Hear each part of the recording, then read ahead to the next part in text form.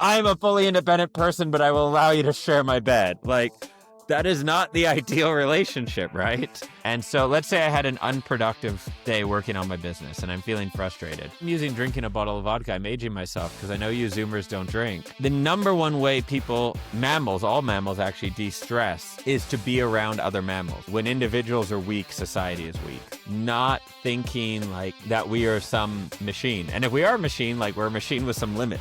You come home and your boyfriend is having an orgy with his 2 aunts and you're like, okay, like, yeah, I really took that to a next level there. This is ENFP show. Okay. We're getting on. Hello, Dan. Hello. How are you? Hi. Long time no see. Since yesterday. Yeah, we met up yesterday to discuss the content kind of strategy to be clever with all the algorithms and stuff. You just made me throw up when you used the term content strategy. We met up, I drank an espresso martini, and we talked about the shit we want to talk about on the show.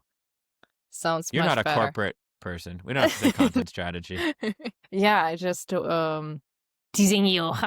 So we get cool stuff here. So we came up with these 3 instincts. The thing we feel like doing actually ends up making us sad and making our lives crummy.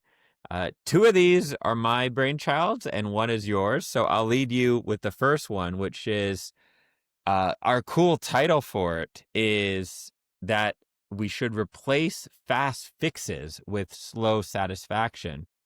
But another way you were explaining it to me is basically going for easy dopamine hits or like quick fixes, and it ends up like making your life shitty essentially. So exactly.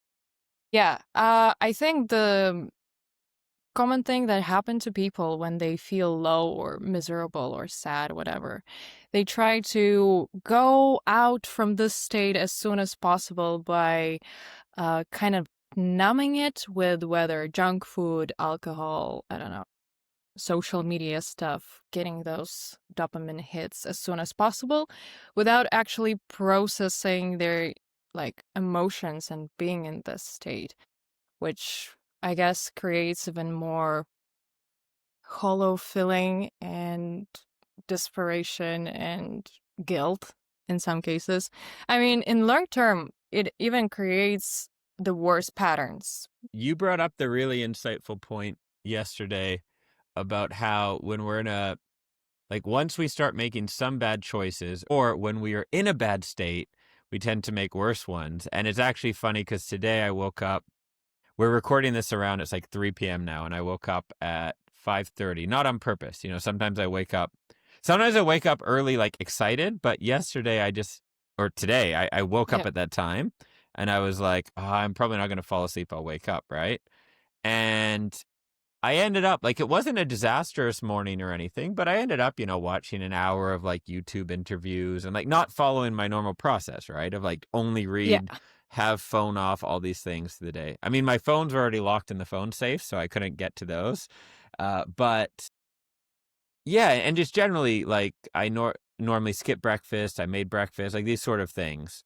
And that is what I find almost across the board. Like the days I have a poor sleep, it's like real hit and miss with my habits and stuff like that. Yeah. And fortunately, I already planned today that I wouldn't write because we're recording this. And then I have the session for the ENFP Unleashed members later today. And I'm like, there's only so much brain power. So if we do this and then the ENFP and then that, I'm going to just, if I write before, I'll be out of gas. But it is very true, right? Sometimes I think a short term, like I remember, not that my dad is anyone to learn habits from at all, but I remember when I was like, I had the business failure, as I talk about in the biographical section of the ENFP calling.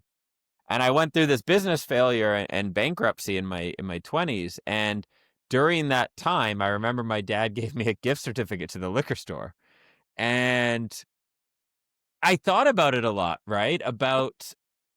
And what I concluded is like, if you're going through a temporary tough time, like some things that physically make you feel better and aren't good, eating a tub of ice cream, drinking a few too Yeah. many beers, etc., are not the worst thing in the world. That sometimes the physical relief Mm-hmm. can be positive for us, like being in that state of just terrible feelings. Like you come home and your, boyfriend is having an orgy with his two aunts, and you're like, okay, like, yeah, I really took that to a next level there. Thank you, everyone. That's what you tune into the ENFP show for. So, like, if you're in like a really bad state, sometimes certain physical things can be okay. Now, is it better to sauna, run, yoga, etc., instead of the tub of ice cream? Probably.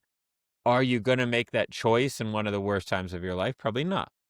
But so for me, the big line is, are you eating that ice cream or drinking that beer because you're upset about life circumstances that are semi-permanent, or you're not making an effort to change? Mm, So there's like one thing of like through a grieving process, like my business just failed. This sucks. I'm super yeah. stressed, right? Have a few more drinks than normal. It's another thing if you're like, this job I've been at for 10 years, I need to like eat a tub of ice cream every day and drink, a bottle of vodka to like get Yeah. through it. And so I became weirdly aware of that at, I don't know how old I was, like 26-ish, 27, whenever that happened. Even then I was thinking, when I come through this, I'm going to do like, 3 months no drinking or take a year off or do something, right? Mm-hmm. Like to kind of make sure there's no legacy bad habits from whatever that happens to be.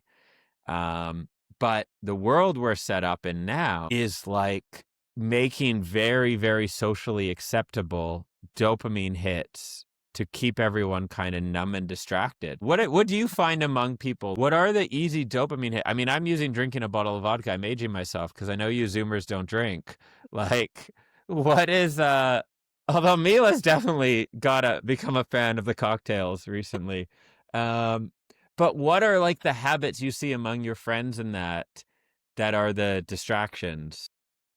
Well, the easiest one is definitely going on social media, especially when it's a tough conversation you're gonna have, or like you're waiting for an answer and it's somewhat important thing for you. Like you send an email, the risky one, and it's like you have this anxiety about what the response is gonna be. The Were what you I've nervous when noticed. you asked me for a raise? Was that one of those emails or no? No, not really. I hope not. I hope It not. was Yeah, I was going to no, say, yeah. like an hour of yeah, actually, the thing that is happening, people are not looking into the content, they just spend time scrolling, not getting into the information that is passed there. The information is shitty anyways, but the process is kind of calming down, and then your brain is numb and you kind of forget the the the state that you were Yeah. in for a while. Which the idea of numbing yourself after a tough day is not new. It Mhm. was the tavern before, it was TV shows, in the 70s, 80s, Yeah. 90s. The real danger is, one is the level of addictiveness, but also that the smartphone then goes with you, right? So Yeah. 20 years ago, you go to your job and you come home and you're a bit stressed and you like sit down, you might have a beer, you watch Seinfeld or something, and then you have dinner, you go to bed, whatever it is. But like at work, you're not like pulling up a Seinfeld, like you didn't carry your old TV with you on your back to work. And then you're like, all right, I'm going to watch Seinfeld. Like, and it was like, work hard, be stressed, have a little release after, go back. And still, Yeah. I would say that's not ideal, right? That was not like, you shouldn't have to drink every day after your job. But even then, it was less dangerous than, oh, you have your like TV in your pocket and your alcohol in your pocket and your heroin. Mhm. Like all of that is now in a phone, right? Like not Yeah. actually you have your heroin in your pocket, but you have your phone has replaced it, but it's with you everywhere. Yeah. Yeah. Yeah, I think the biggest problem there is that we're kind of not used to go through the tough emotions, which are obviously very much normal. It's like being in this drowning in this sadness kind of feeling, And it's quite normal to reach out for the rope that is thrown to you, whether it's phone or something else. But it's not always the best option, because sometimes it's better to learn how to swim, maybe, Yeah. because it's Well it's said. not Well the said. Yeah. it's not the worst skill. I mean, to go through the emotions you experience, because it's also normal to be down or whatever. And with a lot of people, like with my colleagues in the university, were discussing this as well, that sometimes it's very uncomfortable just sitting in a silence without doing anything, because we're so unused, trained, and unexperienced with actually facing the emotions that been kind of suppressed and numbed through all of those, I don't know, years maybe even, of the phone usage in And those I mean, critical moments. it was, I just saw an email from the psychologist I follow about a bunch of data coming out of basically people born from 1995 onwards, when like they would have been growing up as smartphones became a thing, and just how like Mm. everything is messed. Like, and even like getting driver's licenses, starting drinking alcohol, like, which isn't always good with youth, but in some ways it is a good measure. Like in North America, 'cause it's kind of part of like socializing and rebelling, Yeah. and like Yeah, yeah, yeah, yeah. like you go out and you actually party and you meet other people and you do stupid stuff, but that's kind of part of the transition. Mm-hmm. Um, and so that was already going to happen. And then COVID, like the number one way people, mammals, all mammals actually de-stress is to be around other mammals. You like literally you just want to be Yeah. around. So that what you see mostly now just from TV shows, that idea of like, you ring on your friend's door, like, hey man, I had a bad day, or like I'm fighting with Sheila, like, can we hang out? Like that used to be in the social fabric. And the even for everyone it's not as much, but like especially if you're like going through those tough times during COVID, all you had is social media, like 2 years of that becoming a habit. It's like not ideal. So, guys, you better process your emotions and be okay with that. Yeah, there's a level of like there is this sort of, definitely, I mean every generation there's divides, right? Of like um the younger generation thinks the older generation is like backwards or this, and the older thinks the younger generation is like lazy and snowflakes. Yeah. Like that's almost like consistent. This Yeah. is probably the most extreme it's been of the level of snowflakeness. Like a friend of mine owns these cafes in Prague, and I just bumped into him walking by one of them the other day, and he was saying how hard it is to hire like baristas, and he's paying like well, like he's very pays well, treats people super well, Mm. all this. And he's like, the turnover with the young generation is impossible. 2 days later, I get a message from someone else, doesn't know him, about the same sort of thing about the company she works at. She's like, yeah, it's everyone's complaining it's impossible to hire with the younger generation. Like she's like, one girl, like I forget what it was, like had a fight with her boyfriend and like couldn't come to work for 3 days. Someone else like had like two other people have had panic attacks in the last month. Um Mm. and so like from an actual keep the economy going point of view, like how it's just a weird, like in 2 days, like two different people bring it up, like with cafe related and company related. Um, and it's a matter of stretching. Like, so I was saying, like, there's the divide in generations. I think if I was a Zoomer or whatever, I don't know if there's another generation, whatever the next one is called, but they're probably too young now. Definitely getting comfortable with discomfort. I don't think anyone ever went to a nightclub, or like in Europe. In Europe, nightclubs are brothels. They call them discos, right? It's like a confusing thing. In Canada, it's a nightclub. Like you go to dance and, party Uh-huh. and whatever, right? I don't think anyone at 19 goes to a nightclub and is like comfortable. You're like, fuck, this is so awkward. This is weird. I'm going to get rejected when I talk to the girl. Like, Ye- but you do because your friends do, and you kind of have to. And then you're like, get used to it. And then, it becomes a second home for some of us. And I mean, really, like, to me, to the point where, like, I went to this club. It was actually more like an outdoor party, but like half club in Rwanda. I'm like the only white guy of 400 people. It's in the middle of nowhere, and I'm like comfortable like being in that environment because it's over time you get used to things, right? Yeah. Um, and also Rwandans are super nice. It was like, it's just like fun anyhow. But it is like, I would say, learning to be uncomfortable, and that, like, yeah, you learn how to do things, and that, like, okay, it might suck at first, but like through that, like a lot of evolution, and you even see like this in Buddhism and things. It's like Mm-hmm. through your suffering, you learn and you evolve and you go through that. Yeah. And like one of the best things that ever happened to me was that period of bankruptcy. I've quoted this before. My mom said to me at some point, she was like, "Thank God you were becoming a real arrogant shit." Like that was her, like, I'm glad you went through that. Um, and yeah, so. Also, yesterday you mentioned something about running on while you are hangover. I think it goes perfectly with what we just said. Yes, probably like, the theme of this video is when our instincts make us sad, right? And a lot of the time, our instincts are how we feel in a moment are counterintuitive, which very much goes with a lesson for everyone, but maybe a little bit more like for Zoomers or Gen Z or whatever Yeah. the is um that the first time I was ever hungover was a friend, his name was Ian, and it was his birthday party. And I stayed at his house because he lived like 30 minutes away.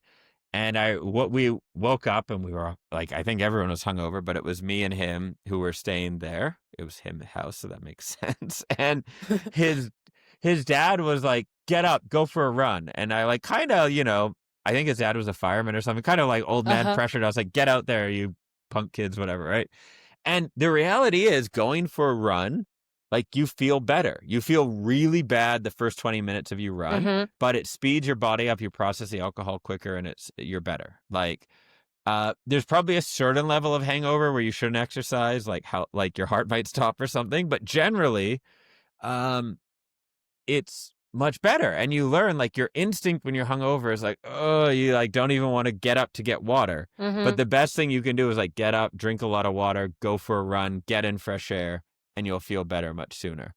And that was kind of the first like time when you're like, huh, my instincts, like doing the thing you don't feel like doing will actually make you feel better in the long run, right? And I remember I had a period of time in Prague when I was in the 6-year relationship, and Gabby and we broke up, and I was enjoying life. And one of my rules was like, if I go out and drink on a weeknight, that I have to both run and sauna in the morning. Mm-hmm. And so it was like, okay, you can go out like on a Tuesday night if you feel like it, Yeah. but like the next day you're going for a run and you're doing a sauna.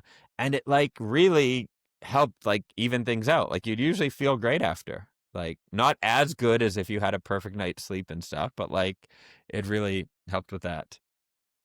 What is our next topic? We have 3 instincts, right, that mess with us. We've covered the fast dopamine hits, how they lead us astray. What else do we have? Yeah, we have the one about how big tech companies manipulating our instincts to comfort and laziness. Yes, I like this one. Yeah, this Um, one is good. it so there's a do I don't think I have it handy to show everyone, but there's a Carl Jung book that I'm completely, we're going to add it in the comments, the actual title Mm-hmm. of the book. It's a short little book, an easy one, that he wrote, I think in the 50s, about basically how we're in trouble as a world and the things we need to change, right? This is after seeing the Mm-hmm. rise of the Soviets, Nazism, all these extremists, and the basic theme of the book, um, is, well, one is as individuals we need to become basically confident and empowered, and like when individuals are weak, society is weak, right? So Mm-hmm. that's like, it influences a lot of what I do because I focus on the individual. Like I figure if I can influence however many people to like do the thing they love and be in a great relationship, then they're probably not going to become a Nazi or a communist, right? Like look at the crazy protesters. Any city in the world, look out at the crazy protesters, and I'm not going to say who I think the crazy protesters are. You can like project on whoever you think, because right, everyone's saying like, oh, he thinks. All right, everyone's Yeah. thinking. No one knows fully what my political or societal views are. Look at the crazy protesters, and you rarely like. It's not that common to see people, especially among the young protesters, that are like, I'm super happy and empowered and don't have an anxiety disorder, right? There's a lot of that, like, I'm unhappy, and that is like what leads people to join these extremes, right? Where did Mhm. Nazism come from? Like, it came from Germany being destitute after World War I. They had to give up all this, like, pay all this restitution. And then the Germans were brutally suffering. And so they're in such a bad state, it was very easy to say, hey, this idea is great, right? So the point of Jung's book is basically like the closer we can be to small government and community bonds, the better. And the idea, like, at the very basic level, like, one of my takeaways from it is if I know all my neighbors, because I have to borrow salt from this neighbor, and this neighbor sometimes asks me to babysit their kids when they have to go out to the store, and this neighbor, we share a car together because we can't both afford one, or whatever it is. Mhm. Mhm. When the government comes knocking on the door and starts shipping people off to camps, I'm going to be like, whoa, whoa, whoa, whoa, whoa. Like, what are you doing Mhm. with June? Where's Sam going? Right? But if I've never met my neighbors, because when I run out of salt, there's a 24-hour store across the street, or even more, the delivery company will bring you whatever you need. If I no longer, you mentioned borrowing tools from people, right? If I no longer have to borrow tools because Yeah. everything is super cheap made in China, so you just buy like a screwdriver that will break after 3 times, but it's less awkward than having to knock on your Yeah. neighbor's door, then it's really, really easy for the government to manipulate you and like divide people, basically, right? And I think you can look at it with like the left-right divide in the US is who wins by everyone kind of being scared of each other, like Amazon, big tech companies, like if you and the government has like created this narrative. When I look at the media coming out of the US, I assume everyone is like a crazy far right or crazy far left person. And then I talk to Americans, or like had the event in Mexico, which was mostly Americans who came, and I'm Mhm. like, you're all pretty wonderful people. And granted, ENFPs maybe are more wonderful than everyone else, but and it's not, but like when you actually talk to people, is my point, most people are pretty sane. Mhm. And when you talk to people who disagree with you, even like who think totally different things, but you actually get to know them and their life story and like why they think that way, you're like, yeah, like 9 times out of 10, you're like, oh, I can respect that. Like, you Mhm. think totally different than me, but I see where you're coming from and I can respect you as a human being. And like, yeah, I'd have dinner with you again. Right. But if you never talk to them because you're on the Mhm. social media app and you're just like, there's the echo chamber thing, but there's also just like, yeah, they must, like, anyone who thinks that way, right? Anyone who Yeah. votes that way is this way and that. Yeah. Then you put up walls, and then like you're sad because you don't know anyone. And even if, like, let's say you take like a 20-year-old American college student who's been kind of indoctrinated on more of the far left side, right, which tends to be the college side, um, is even if they have a wealth of friends because everyone around them thinks the same, they're going to be a lot more sad believing that like half the world is insane and hates them or hates everyone, or is like the right are these evil so and so people, Mm. because you shouldn't live with like this hatred. Like, you shouldn't walk around thinking that half of people Yeah. are evil or mean or racist, right? And if you actually talk to everyone, you'd realize like I would guess 90% of people are like pretty rational and loving and just want the world to be good. And there's like Mm-hmm. 10% of pretty messed up people on both, like 5% on each side or something, who are hateful and sociopaths and all this stuff. Uh, and it's better, like, if you weren't divided by the tech and the social media and all these things, then you'd have a much happier view of the world because you'd be like, yeah, most people are good. And then you'd be happier and you'd have more friends and you'd be like, hey, I'm a vegan, but I have a friend who hunts. And I get it because he grew up and his dad taught him to hunt. And it's like all about bonding and love. And, actually, he really respects the animals and whatever it is. Like, we can think differently and be friends. And you're going to be a much happier place, I would assume, than if you're like full of anger and us versus them and everything else. On this point, I think what really adds up to this is the fact that we kind of raised in this hyper individualistic society where you're told that you don't owe anything to anyone and vice versa. Like, it creates this idea that you don't have to do anything for other people and they don't have to do anything for you. And it makes it difficult to reach out for help and being like, may I ask you to borrow me salt? Or can I ask you to look for my kids? And then because they don't have to and asking for it, making it like, as a crossing a boundary of the other Oh, person, that's it. I never thought of that. So the idea that if you think I don't owe anyone anything, like I don't have to give my neighbor salt, then obviously you're not going to want to ask for salt because you feel Of like, course. yeah, it Yeah. makes sense. I didn't think of it that way. But yeah, so you feel like that would be wrong, where if everyone kind of like the neighborhood I grew up in was more where there was like at least some obligation of friendliness, right? It was like the Yeah. classic neighborhood. The kids all played together and whatever. And yeah, there'd be, yeah, if you assume there's an obligation of other people, of you to help other people, then there's an Mm-hmm. obligation of them to Mm-hmm. help you. And it's kind of a natural, yeah. Yeah, but I think most of the people would be really happy to help you out. Like if someone knocks to your door, you will have no problem with helping them out, right? Yeah, if anything, you But get a nice feeling from it.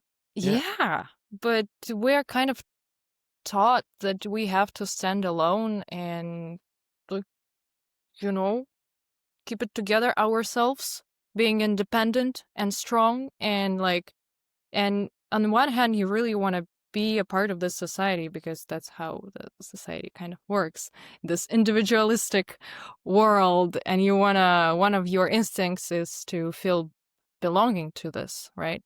So you stick to this, but on the other hand, you miss out on another very important instinct you have to be social and nice and have connections, which is a bit of a paradox there. I was speaking to a client the other day, and and what she said is normal. Like I think we Mm-hmm. all say this. Is like she's like, I really want to do this on my own. Like I want to see that I can Mm-hmm. do it, right? And part of it involved like an event and possibly alcohol and things. And it was like, oh, so you're gonna brew your own beer? Actually, no, you're gonna invent beer and you're gonna like mix your own cement to make the building and you're going to like find a water supply. Like by virtue of living, we're not doing it on our own, right? The fact that I can turn on the tap is thousands of humans through history who have done that for me. Like there's nothing we've done that is on our own. It's always on the backs of other people who have invented these things, made this great societies, like Mm-hmm. done everything else. Even that. And then there's, of course, in the moment where anything we do relies on other people, right? Like if you want to kill someone in a tribe, you kick them out, right? If you Yeah. old school tribes, like if you were kicked out of your tribe, you almost always died, right? There's that movie Reverent where he somehow like did real well with it, but generally Leonardo DiCaprio movie. How have you not seen it? You're in his dating age. This Yeah. should be, yeah. It's But yeah, like people cannot survive on their own in nature. It's everything is based on from other people, right? So realizing that is, I think, so important. And there's obviously a balance, right, of how much, Mm. like, for instance, I've realized that I don't want to have like a large team. In the past, I tried to have like a kind of team of 5, 10 people. I don't like that. Doesn't work for me, right? It's like you and I, we're the super team. That's it. But there's a difference between kind of deciding how much you want to do in that and being like, I don't want to rely on anyone else. That's a big thing Mhm. you see. I think even with, not to go too down different tangents, but you see it with dating, this idea of like, I'm going to be like an independent person. And like, it's like, Yeah. that's not kind of what a good relationship is. Like, or a Yeah. good, like, you don't have two independent people who like reluctantly agree to share a space. Like, I'm a fully independent person, but I will allow you to share my bed. Like, that is not the ideal relationship, right? Um, it's okay to be dependent on the other person within like a healthy structure, right? Yeah. Um, if anything, it, I would argue, makes like, I'm just thinking this out loud. This may end up being stupid. It may end up even needing to be edited out. But in a way, I would argue that if a part of you is not dependent on your partner for something, whether it's the love they give you, the Mhm. inspiration, the sexy time, the cooking, whatever it is, then your relationship is not what it could be. Because, like, Definitely. right? Like, Yeah, it's not stupid at all. so like you were surviving without each other, but you both your lives have become better. Mhm. And there's a codependence, not in the like psychological bad codependence way, but there's Yeah, a like dependency, um, that like, yeah, this person makes me smile, or they help me be emotionally stable, or learn about mhm. myself, or whatever it is. What is our third instinct that like makes us unhappy? This is about Mhm. ENFPs, I think I It remember, right? is. So our third topic, the third time that your instinct leads you to sadness. And this is mostly for ENFPs, although everyone does it to some extent, is when you isolate yourself when you're already feeling down. And like this particularly happens, like, why do ENFPs isolate themselves when they're angry or upset, sad, frustrated, whatever it is? Now, there's a part when we are like people in general, depression tends to lead to isolation, which doesn't make a lot of sense. Now, sometimes when introverts are like tired and worn out, you introvert types, you want to be alone, right? And it's Yeah. like, I need to recharge. And that for ENFPs, like, the amount of times, and fortunately I've learned this since, right? So I don't do it. But the amount of times when I look back when I was being a bit of an idiot in life and I'd like Mhm. have a bad day and I'd be frustrated. And so let's say I had an unproductive day working on my business and I'm feeling frustrated and I was supposed to meet a friend. What I should have done is meet that friend, have a great time. Like the minute, you'd see them smile, you'd recharge, you'd be full of energy, have a great day the next day. Instead, it would be like, oh, no, I need to cancel the plans and like keep working because I had an unproductive day. Now, if you've spent your whole Mhm. day being frustrated and unproductive, the chances that you have a productive evening is like 10%. Like it can happen, but it's very rare. Like your brain is worn out. Being True. frustrated all day is not like relaxing, right? At the end of a day being frustrated, you're going to feel awful. But there is this impulse of like isolate yourself. And it can be short term, like on a day-to-day basis, but it can also happen long term. I hear from ENFPs who say, they're not in a great place in life and they end up isolating themselves, which of course adds to it, right? Because ENFPs, we get our energy from people. We process by talking out loud. Like we get this energy. And yeah, I don't really have like a deep explanation for why this happens, or even some fancy solution rather than just like get your ass outside. Like, really, if you catch yourself in the place where you have plans and you're thinking of canceling, Mhm. do not cancel. Like, just remember that how you feel in the moment is not how you'll feel the moment you walk out the door. It Mhm. changes. We've all had that experience, right? You're just like, oh, I don't want to do. True. Yes. And it's like literally you walk out the front door and you're like, oh, yeah, the world's kind of beautiful. This isn't so bad, right? And if you don't have plans and you're feeling crummy and stuff, call up a friend. Be like, hey, Mhm. Like, let's meet up. Let's go for a walk. Let's do whatever. If your friend is a Zoomer, 99% chance they're anxious, alone, and just bored on social media. So they'll be really happy to see someone. I'm just kidding, Zoomers. I love you guys.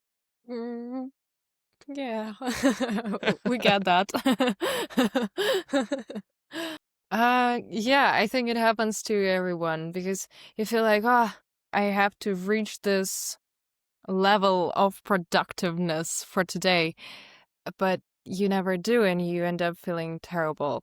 But what you actually need is go, hang out, charge with people a little bit, and get those tasks way better and way more efficient than you would in this state of low energy. One way to think of it is, in many cases, if you're having a really off day, Mm-hmm. it might be because you've been neglecting one or more of your needs.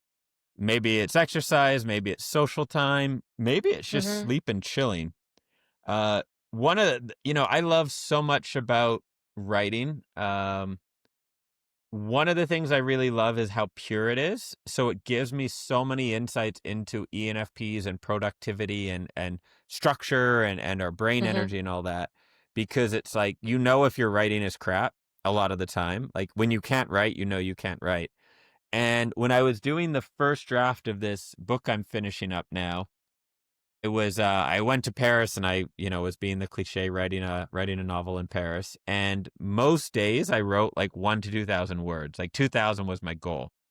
But there was Mm-hmm. like 3 days where I wrote 5, 6,000 words in one day, where like I had my normal writing session, but then I was meeting like a friend in the city and I didn't want to go back to where I was staying or whatever it was. Like, and I just like went somewhere else and wrote more. Every single time the next day I couldn't write. Like I drained my tank too much. Like 1 to 2,000 words, I was fresh the next day. 6,000 the next day, just stared at the page. I was brain dead. And that taught me a lot about like limits and being kind to yourself and just not thinking like that we are some machine. And if we are a machine, like we're a machine with some limits, right? And what that is.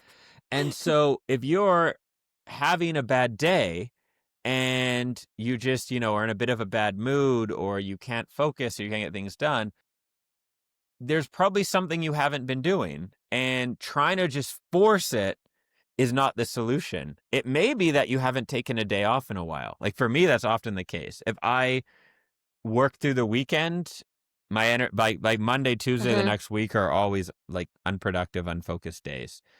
It may be that you haven't had enough time with people, right?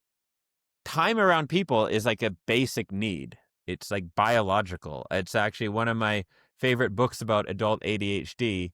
He has like diet, he has exercise, he has medication, and he has time around people as like just as important for treating ADHD. Um, so yeah, just realizing like that you should be kind to yourself basically. If you're feeling off, um, maybe try and think why. Be like, okay, is it like exercise? Is it food? Is it sleep? Is it time with people? And like make time for that thing, not trying to just like, whip yourself into doing something more. Meet up with friends, everybody. Friends are good. Friends are good.